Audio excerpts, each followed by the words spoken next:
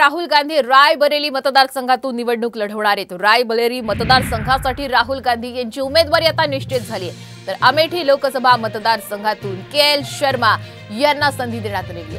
आज दोन्ही उमेदवार आपला शक्ती प्रदर्शन करत उमेदवारी अर्ज दाखल करतील आणि सूत्रांकडून ही महत्त्वाची माहिती मिळते। अधिकची अपडेट घेऊयात आमचे प्रतिनिधी प्रमोद जगताप यांच्याकडून। प्रमोद, आपण पाहतोय आता राहुल गांधी अखेर रायबरेली इथून आपला निवडणुकीसाठी आपला अर्ज दाखल करतील, तर केएल शर्मा यांची अमेठी लोकसभा मतदारसंघातून त्यांना संधी देण्यात आलेली आहे। आज कशा पद्धतीचं शक्ती प्रदर्शन होईल? श्वेता, लोकसभा निवडणुकीचा उमेदवारी अर्ज भरण्याला अगदी काही तासांचा अवधी बाकी असताना काँग्रेसकडून या दोनही उमेदवारांची अधिकृत घोषणा करण्यात आलेली आहे। रायबरेली लोकसभा मतदारसंघातून राहुल गांधी तर अमेठी मतदारसंघातून सोनिया गांधी यांची अत्यंत विश्वासू मानले जाणाऱ्या केएल शर्मा यांना उमेदवारी देण्यात आलेली आहे।